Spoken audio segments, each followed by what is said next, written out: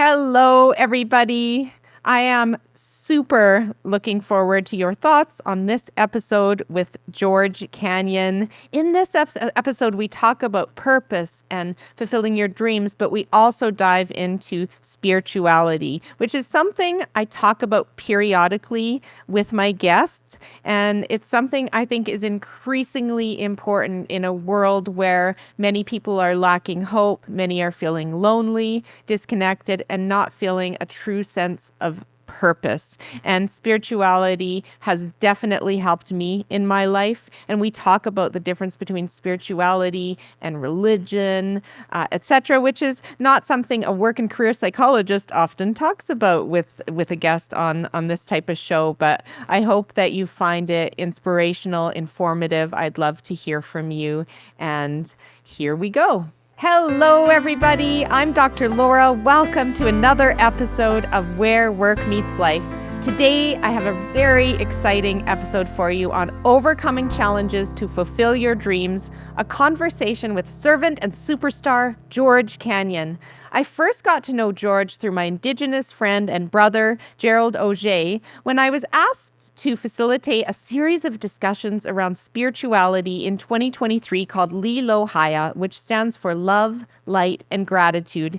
In moderating this panel that included George Canyon, I greatly admired his combination of extreme talent with humility and a deep spiritual base. Most superstars come through their career without a solid family life. Not the case with George Canyon. He has a solid, loving family, a servant's heart, and makes a big impact on the world. In his memoir, which came out last year, My Country, George takes a dive into his life and shares the many twists, turns, and challenges he has faced, and the adventures and opportunities he's embraced to make a global impact. Through dealing with type 1 diabetes since age 14, George has helped thousands of kids to know that they can pursue their dreams despite this disease. George rose to become one of Canada's hottest country music stars in the early 2000s and has won countless accolades and awards, Juno Awards, CCMA Awards, ECMA Awards, to name a few. He's been inducted into the Nova Scotia Country Music Hall of Fame, recorded 12 albums, and his songs are so beautiful and deeply meaningful. In the show notes, we'll include a link to more information about George Canyon. And what I really admire is he's a humanitarian with a true servant's heart, a strong supporter of the military, and most importantly, a proud father and devoted husband. Welcome to the show, George. Pleasure to be here. Tell us, George, a bit about where you are in your life today and what impacts you hope to keep making in the next decade of your life. Well, I'm on a very interesting spiritual journey. Been probably over a year now. I've always had faith in my Creator. When I was a little boy, I've always had that relationship with my Lord and Savior. And when I was a little boy, I remember sitting at the brook back in Nova Scotia, where I was born and raised, fishing for trout, talking what I like to say, talking the ears off of my Creator. But over the last year, I've really been on an interesting spiritual journey and learning about my heritage, my Mi'kmaq heritage, which was hidden from all of us kids. By our great uncles and great aunts because they were bullied so badly growing up, and they didn't want that to continue down the line. So over the last 5 to 7 years, I've been learning slowly as we try to dig deeper and get records. About 2 of my great grandmothers were full Mi'kmaq from Nova Scotia. And it's just been incredible. My teacher, who you've mentioned, Gerald Auger, he's my knowledge keeper and elder and teacher. He's been teaching me the 4 directional ways of knowing, which really in simplicity is how the Creator wanted us to live on this earth. There was no ownership of land. There was no greed. It was all living together. I know it's going to sound a little puppy dogs and unicorn, but living together in harmony and helping each other. And so over the past year, I've been really digging into that and trying to connect the dots on where my faith was and now where my faith is. And it's just been an incredible experience so far. Wow. So you have been on quite a journey of growth and evolution, George. And it sounds like there's so many interesting things to come in your life. So you wrote this memoir, My Country, last year, and obviously your life has changed a lot since. But let's go back to your memoir and tell us what inspired you to write it. Hmm. I was asked to do a memoir probably 15 years ago, and I said no. First off, I didn't feel I was old enough. Second, nor had I lived enough. And then Simon and Schuster, we got talking with them. They approached me, and that was a couple of years ago, a couple of years back now. I think yeah, about 2.5. And we just started talking about, hey, what would it look like if I was on that um, program CBC has Canada Reads. I was one of the judges, and that's kind of what got it all going. And then talked with Simon and Schuster, and then we decided, you know what, let's take a crack at this. So I started writing it, and I probably wrote maybe 6 chapters, and then we kind of looked at it and discussed the best way to attack it and approach it. And when I write stories, they have to fit into a 3.5 minute parcel of time, because that's what a song is. So it's a little bit different writing a memoir. And so I had a ghostwriter help me, just a fantastic writer out of Edmonton, and him and I got online, and then I would go to my studio like I am right now, and I would talk for an hour, 2 hours about a certain subject or time in my life. And then we chronologically tried to put that into the memoir, and then he would take it and basically kind of turn my words into literature. What a beautiful collaboration. And I can say that the book is very rich. It's very full of inspiration and very, very authentic. So incredible job that the two of you did. Thank you. I didn't hold back, and then I did hold back in some areas. So there were certain things that I did not put in the book that I felt there's enough negativity in the world. Nobody needs to read more negativity. So I didn't go there. I consciously made a decision to just take the upper road, if you will, when it came to, especially came to the business of music in our country. And I'm glad I did, because I want to inspire younger generations, really. Diabetic kids, of course, as a type 1 diabetic, I want to inspire them. That's what I've worked at for years. But I also want to inspire young artists. Um, when I was a young artist, I just looked up to those other artists that you never had a chance to talk with. And so I wanted to be that artist, and I've been lucky to get to do it for a few young artists, to get to mentor them and help them, and tell them, don't do this, don't do that, don't make those mistakes I made. Because after a 35-year career, I've made a lot of mistakes.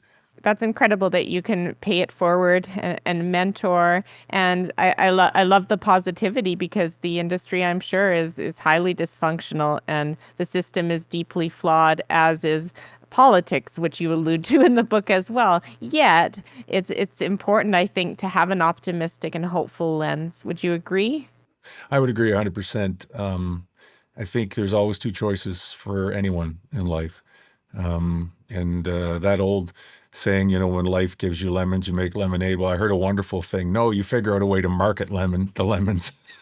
Someone saw that video the other day, and I giggled. I was like, oh my gosh, that's exactly it. Figure out how to market the lemons and make them something everybody wants when life gives you lemons. So, no, I think we need to be positive on everything. Yeah, we have way too much negativity. Now, how has your book impacted people? Like, where has it led you and how has it made a difference? Definitely in the diabetic community, I've heard from a lot of parents, a lot of with kids who've read the book, and that's the one thing as a parent. You want the best for your children, and when the diagnosis comes through for a usually a young teenager, when it comes to juvenile onset, I was 14 when I was diagnosed, so I can speak to it.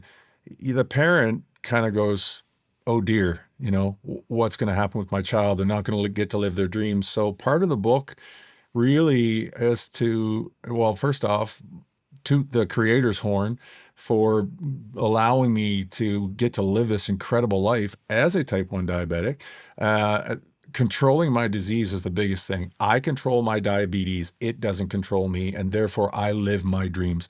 I've had many, many people over my career, right from the time I was diagnosed. I went back to Air Cadets at 14, like it says in the book, and I was told, you'll never fly airplanes and you'll never be in the Air Force. And I knew that was wrong. I knew that might be the reality that some chose to accept.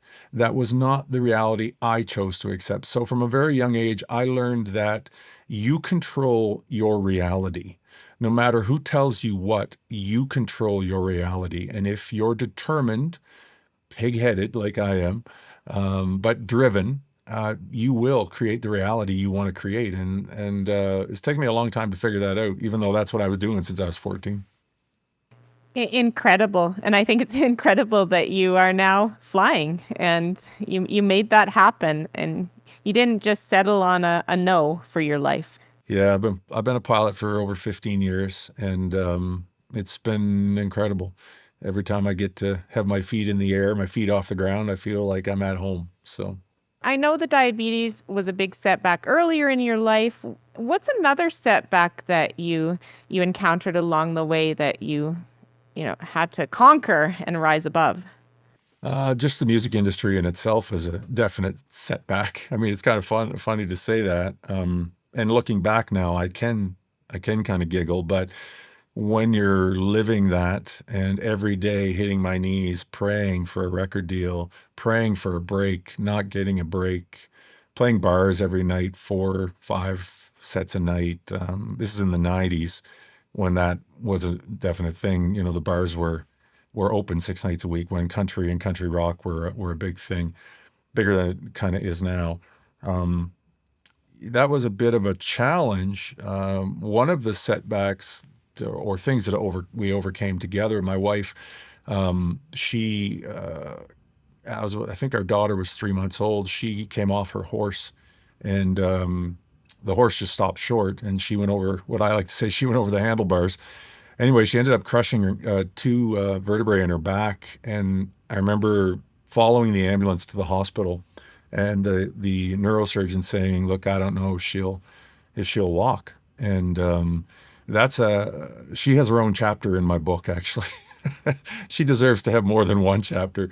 And that was something, when you look at life and you look at all these things, they all of a sudden lose any kind of meaning when it comes to family. And she was way braver and stronger than I am. But we faced that together and we got through that together. And by the grace of the Creator, I remember the neurosurgeon walking in saying, "Look, I don't know what to tell you." He said, "But this is an absolute miracle. I'm not doing surgery on your wife. I don't have to. She's, she's going to be able to walk, all these things." And we're just like, this is amazing. Yeah. Yeah, and the book just does a great job of telling that story. And yeah, I think Jen is just a firecracker, and I love how she's been a true partner in life, and yeah, and continues to be. She's the better three quarters. And that's a very truthful statement. Let's talk a bit about this notion of spirituality. And I didn't realize you grew up Catholic like I did. I thought you were part of a Christian church. I understand you grew up Catholic. You've been a pastor in the Christian church. And now you're on this spiritual. Yeah. Can you explain? Yeah. Well, let's back up for a quick second. Catholicism, and I've heard lots of people say this. You grew up Catholic, you didn't grow up. No, Catholicism is a Christian religion. Any religion that puts Jesus Christ as your Lord and Savior and the Son of the living God is a Christian denomination or a Christian religion, if you will. Now, I understand what you mean by growing up Catholic. My buddy said, "You do the Catholic aerobics, sit, kneel, stand, sit, kneel, stand." I said, "Yeah." How I look at all these religions, this is something that came to light to me many years ago. My dad was the reason for this. Everybody needs something to feel closer to the Creator. Whatever that is, as long as it's not hurting anybody, you should be encouraging them and helping them. And I remember my dad and I having this conversation years and years ago, because he passed away at the age of 57, 20 years ago now. And he said, "Look, if somebody needs to stand on their head Yeah, there's it. If they have to stand on their head to have a relationship with God, you should hold their ankles for them. And that's how I've always looked at all these religions. There are a lot of churches that I've led worship in across the nation. I was blessed to pastor, like you said, for about 9 months. That I kind of went, oh, guys, you're just not getting it. You're building walls around the creator. And like, of all the things not to do, that's the one thing you shouldn't be doing. And I see so many churches that continue to do it. It breaks my heart because I know how much it saddens the creator. I mean, he created us, and I think about my children. If my children did that to me, it would sadden me. It saddens me when they're not happy. He wants us to be happy, but he wants us to take that absolute love that he gives us, that our creator gives us. And I know lots of people say, well, you shouldn't call him he. He doesn't mean he as in the sex pronoun. It's just how I refer to the creator. She, he, whatever you want to say. But the creator gives us that absolute love that we don't even have a word for in the English language. Did you know that? There's not a word in the English language that represents the love that comes from the creator. There are lots of words in other older ancient dialects like Greek, like Cree, that represent absolute love. But in English, we don't have that word. We call it absolute love. And I just look at that and I kind of, it breaks my heart because a lot of these people innocently and non-maliciously are not really in a religion that is truly honoring and truly acceptance of the creator's love if they're not able to give it to each other and accept each other. Yeah, it really is. It's ironic, it's hypocritical that a community that is a faith community can be so judgmental, derogatory, polarizing, etc. And I'm not just talking Catholic, I'm talking a lot of different institutions. Yeah. There's a church locally here that I heard a terrible story about that they were saying we do not allow anybody from the LGBTQ plus, sorry, first day of my new tongue, to come to our church because we don't support that. And I'm like, oh my gosh, like, what kind of ego do you have when you're making decisions for the creator? Like, that's, of all the things not to do, I wouldn't want to be on the receiving end of that one when you try to explain yourself to the creator. Once you cross the veil and you're done with this very short life that we're honored to get to live this human experience down here with. Exactly. And I very much agree. Catholics are Christians, but it's part of that polarization and segmentation of you're not a true Christian, right? Because you're a Catholic. And to me, it's what you do in between going to a church that really matters. And when I saw Bones of Crows about the Indigenous residential schools in Canada, I needed a break from the Catholic Church altogether. I'm still not at peace with what has happened there and the level of, apology. I just think there's so much more that we have to do. So I've stepped away from that, honestly, in my spiritual journey. Well, the one thing people forget, and they put titles, we're humans, we put titles to everything. Everybody has to title something to make, I don't know why. It's just, I guess, to make us feel more safe and conformed. Church, the title church, is a community. It's a community of people. The original churches were held in people's homes.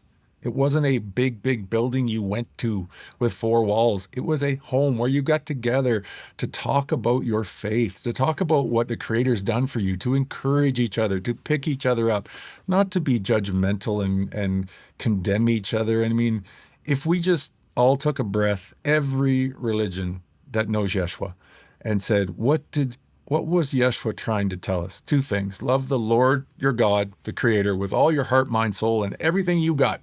Love the Creator like he loves you, or try to. Okay, there's number one. Number two, love your neighbor like you love yourself. That's it. If you did that, you couldn't do anything else. You couldn't break any other commandments. You couldn't hurt anybody else. You wouldn't be judgmental. But the free will we have, and believe me, I'm not preaching here. I'm just as guilty as everybody else. The free will we have, we get to choose to do that. And so I actually encourage people, and I've talked to a few Catholics now that are like, look, It's just not for me. And I remember telling my dad, Dad, it's just not for me. Not for a lot of the reasons people probably think. It's going to Catholic church for me stopped being a thing because I wanted to worship differently. I wanted to jump up and down. I wanted to applaud when I got excited. I wanted to sing and dance and do all these great things for my creator. And that wasn't the church I went to. But that doesn't mean that's the church of people. That means that particular community that worships a certain way. So my dad taught me that. And I was like, okay, that's really what it is. So when someone says church to me, I immediately say community. Yes, I agree. Otherwise that word is applied to every church, but it can't be. No. And I think people are feeling more disconnected than ever, despite the huge level of technological connection. They're losing those senses of community, aren't they? They are in spirit. What I'm discovering now is people that might have been going to a certain church. They are kind of going, what am I'm missing something. I feel lost. I feel like there's no connection. What is it? It's what you're just saying. It's because their spirits are waking up. Their spirits are finally going, okay, enough's enough. I'm way bigger than this human body. I mean, our spirits are contained in this little human body, and mine's getting a bit bigger if I don't hurry up and get back to the gym.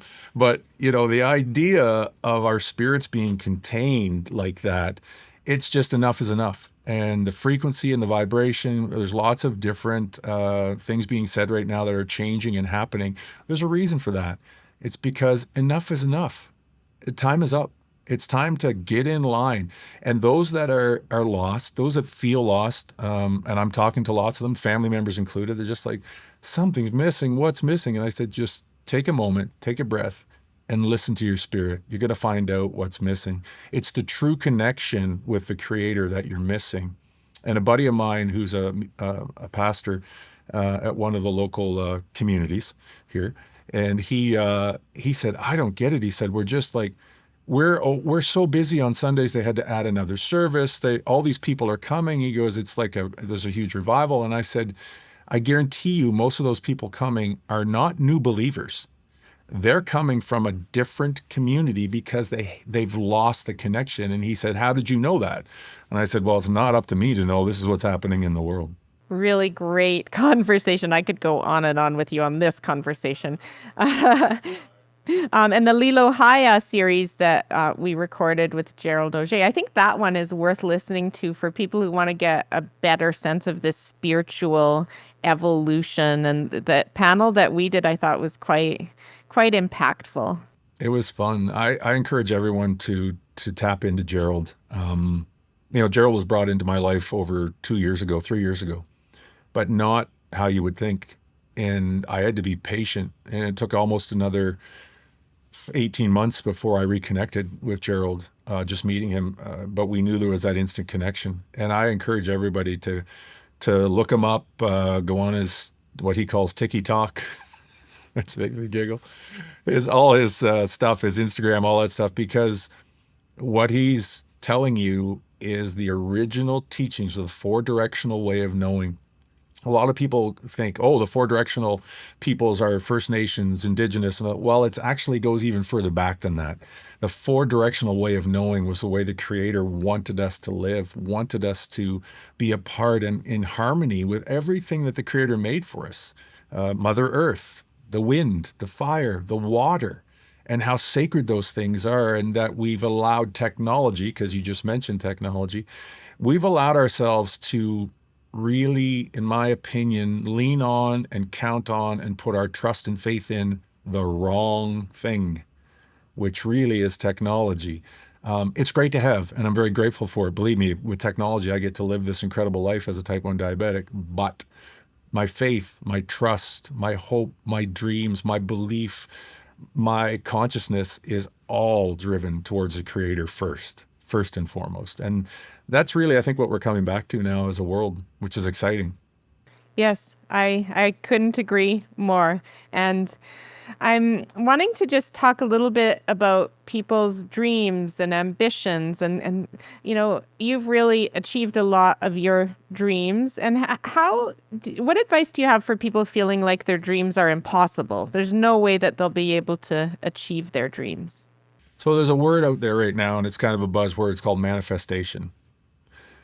So I feel using that word too regularly is dangerous. And the reason I do is because it sounds like you're putting all of what you're getting and what you're achieving in your life into manifesting it. When really what you're doing is you're getting out of the creator's way.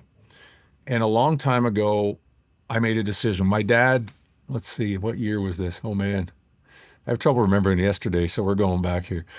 My dad was still alive. He was fighting cancer for the third time. We had moved, Jen and I moved with the two kids still in diapers back to Nova Scotia, or just coming out of diapers.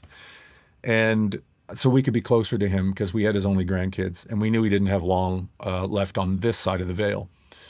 So when we did that, I kind of, up to that point, I was always telling God, I need this. I need to do this. I'd hit my knees every day. Please let me have this. Let me have this. Instead of going, wait a minute, I need to start being grateful for what I've been given. And even the smallest little thing, like the breath of air I just took, as crazy as it sounds, how many other people in the world are not getting to take that breath right now? So I kind of went, yeah, I'm going to stop asking and understand that prayer is not about asking. Prayer is actually another word for giving gratitude to the Creator. So when I started doing that, everything flooded in. I went on Nashville Star. My career just went boom. And I'd been in the music business for 12 years at that point, just struggling. I mean, struggling to a point. I was getting to live my dream of playing music. But when I got out of the Creator's way and I let the Creator's plan for me take place and not tried to control it and tell him my destiny and tell him my plans, that's when it all started to flow. Now, I love to say, and I love to put the following disclaimer in: ask and ye shall receive, knock and the door shall be open. There's a verse in Matthew, and it basically says, whatever you ask for, whatever you ask of the Creator, you're going to get. It's pretty blatantly plain and simple.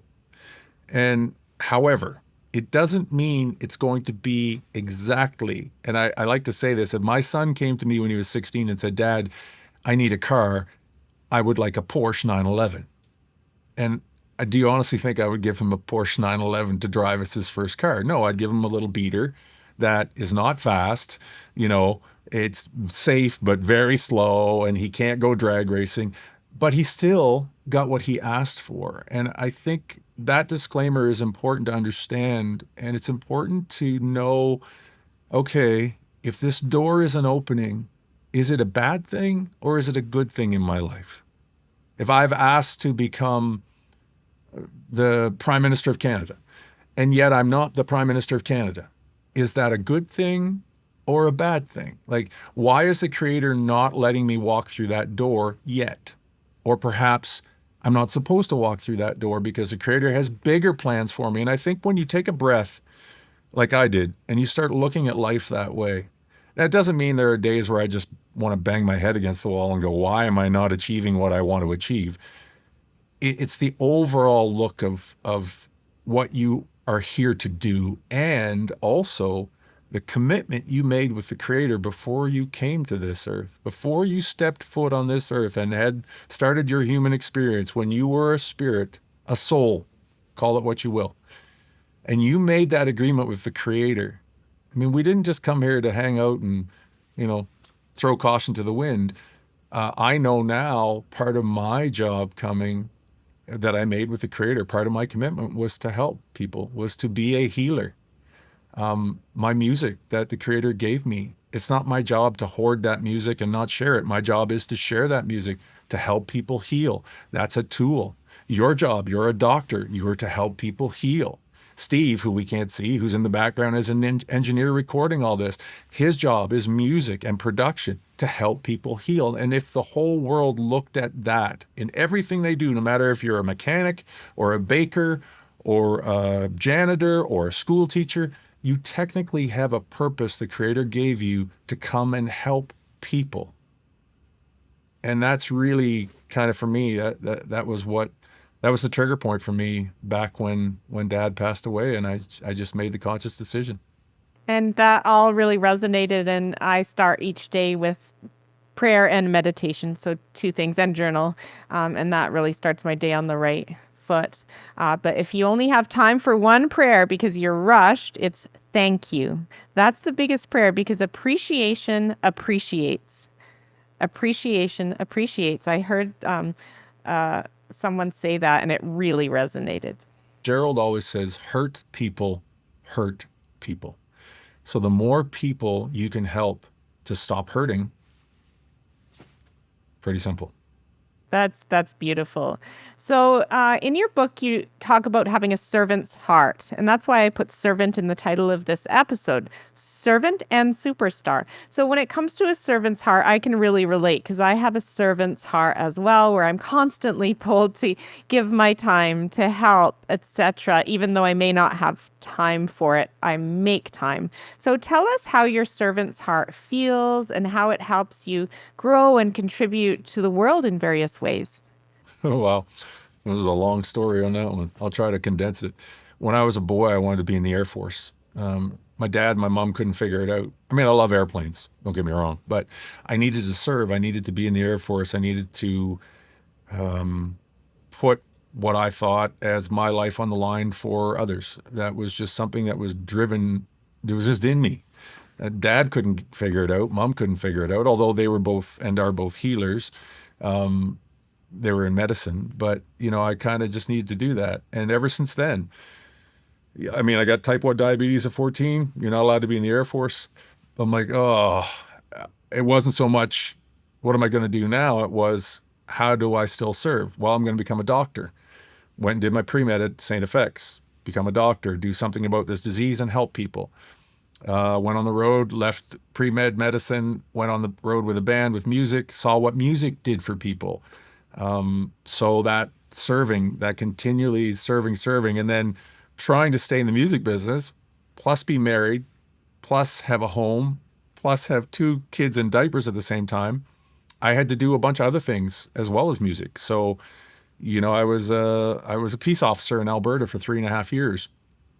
And someone said, well, why would you do that? Why would you put your life on the line? What did they must have paid you great money. I'm like, no, wasn't about the money. Never been about the money. Yes, we all need money. That's just part of how it works. But it was about that servant's heart. When I haven't been in that position, I have not stayed out of that position very long. I've had a few different things I've done in my life for jobs, but I didn't feel like I was serving. Like, for instance, I went to work for a collection agency, and I think I stayed for 2 weeks because they said, oh, call this person and tell them you owe money. And I'd call the person and be like, well, what can you pay? Well, I can pay $5 a month. Okay, that's great. Pay $5 a month. And then I was going to get fired. So I just quit. But, so I'm not saying collection agents aren't servants. I'm just saying for me personally, it didn't work. And so I've always had to make certain that no matter what I did, I had to fulfill that part of my spirit first. And if I didn't, I did a terrible job at whatever it was I was trying to do. And so for people needing to be inspired, wanting to know what's my purpose, what are things, if they look deep inside themselves, I can almost guarantee most people have a servant's heart, and those that are not really living up to the creator's expectation have been kind of dousing or keeping that part of their spirit suppressed, and they need to let go. They need to let go and let God. Let go and let God, and let your heart take off, because I guarantee there's a servant in you that needs to get out. Yeah. And the other thing that can fill that void and will gradually kill you is addiction. And people fill that void quite often with addiction, alcohol, drugs, work. That's another form of addiction we're seeing all over the place. The one thing I told like my kids is, and my wife told them too, is you need a purpose in life. It doesn't matter what that purpose is. It's all very individualized. But if you don't have a purpose, you will not be excited to get up every day. You will not be excited to what tomorrow holds. You will not be excited about what next year holds. You have to have a purpose. And you have to develop that purpose at a young age, or at least the exercise of developing a purpose. And that's the control of type 1 diabetes that we talked about, for me, where it's about 85% up here, because I can take all the insulin, I can test my sugars, but if I don't have a purpose, if I'm not driven to control my diabetes and live my dreams, I won't control my diabetes. You wouldn't be here right now if you hadn't, I'm sure. Exactly.